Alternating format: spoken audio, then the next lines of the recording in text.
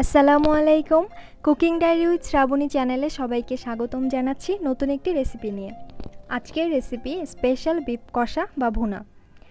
যারা কষা বা ভুনা মাংস খেতে পছন্দ করেন তারা অবশ্যই আজকের রেসিপিটি ট্রাই করবেন, আশা করছি খুব ভালো লাগবে।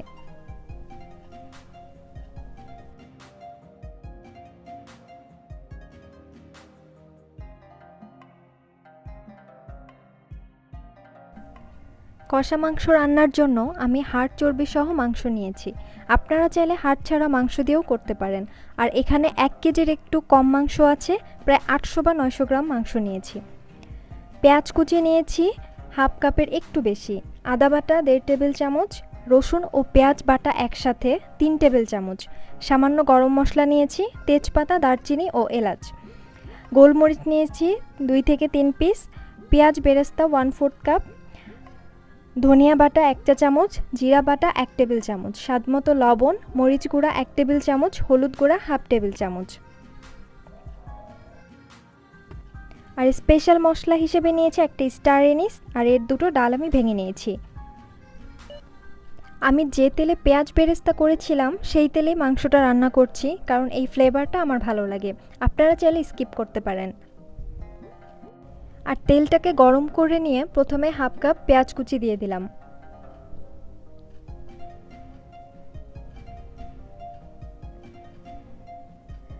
এবার দিয়ে দিব গরম মশলাগুলো।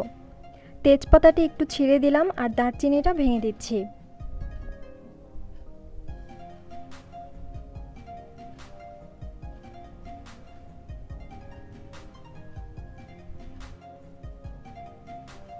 একে একে এলাচ, গোলমরিচ আর স্টার এনিসটাও দিয়ে দিচ্ছি।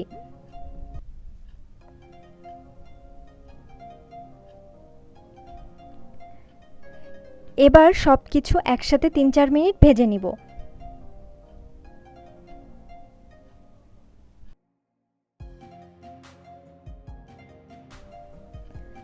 পেঁয়াজটা যখন হালকা বাদামি হবে তখন দিয়ে দিচ্ছি পেঁয়াজ ও রসুন বাটা।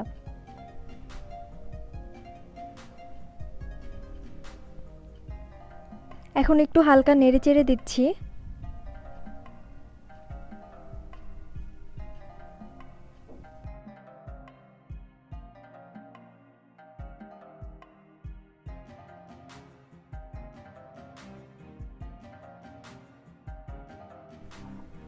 এবার দিচ্ছি জিরা বাটা আর ধনিয়া বাটা।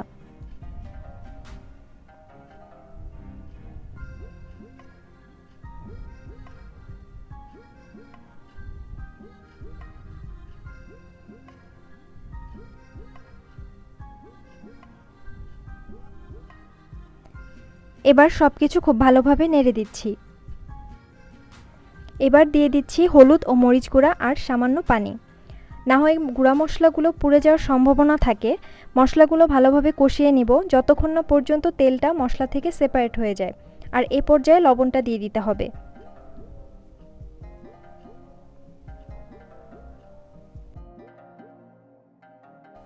মশলাটা কষানো হয়ে গেছে, এবার মাংসগুলো দিয়ে দিলাম। আর এবারে মাংসটা 15 থেকে 20 মিনিট নেড়ে চেড়ে খুব ভালোভাবে কষিয়ে নিব। মাংসটা আমি কষিয়েই রান্না করব।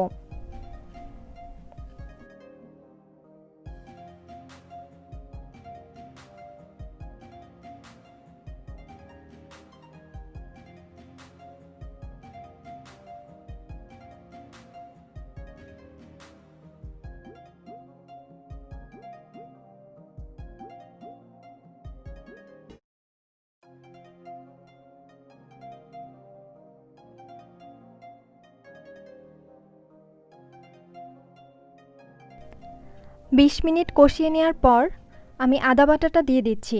আর এটাই হচ্ছে এই মাংসের স্পেশালিটি। আদা বাটাটা পরে দেওয়ার কারণেই সুন্দর একটা ফ্লেভার আসবে আর খেতে দারুণ লাগবে।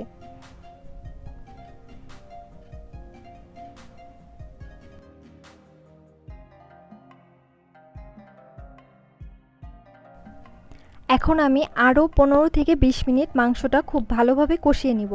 যেহেতু এটা কষা মাংস, তাই যত টাইম নিয়ে এটা কষানো হবে ততটাই টেস্টি হবে।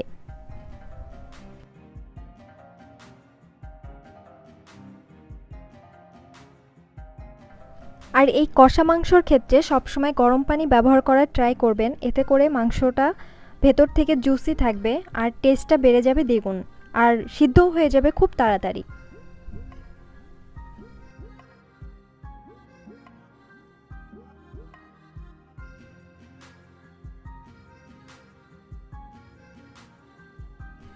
প্রায় 30 থেকে 40 মিনিট মাংসটা কষিয়ে নিলাম।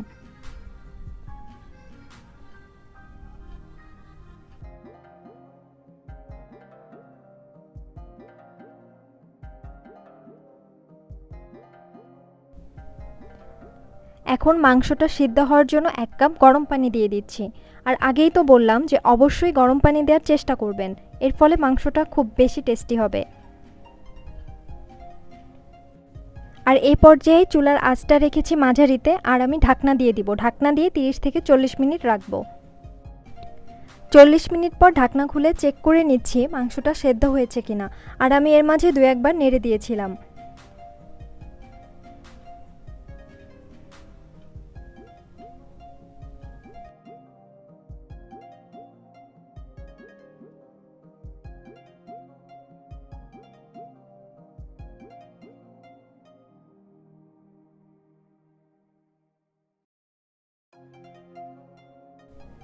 এখন দিয়ে দিচ্ছি পেঁয়াজ বেরেস্তা আর 3-4টা কাঁচামরিচ।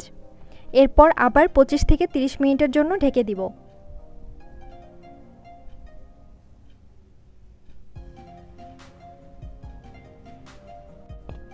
মাংসটা প্রায় সেদ্ধ হয়ে গেছে, এখন আরও 5 থেকে 10 মিনিট রান্না করে নিচ্ছি। তৈরি হয়ে গেল মজাদার স্পেশাল বিফ কষা।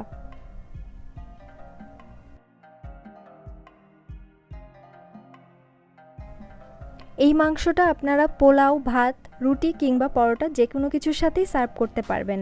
মাংসটা খেতে অনেক বেশি মজাদার। ভিডিওটি দেখার জন্য সবাইকে অনেক ধন্যবাদ। আশা করছি কষা মাংসের আজকের এই রেসিপিটি আপনাদের ভালো লেগেছে। আর ভালো লাগলে অবশ্যই আমার চ্যানেলটি সাবস্ক্রাইব করবেন আর ফ্রেন্ডস অ্যান্ড ফ্যামিলির সঙ্গে শেয়ার করবেন। ভালো থাকবেন সবাই। আল্লাহ হাফেজ।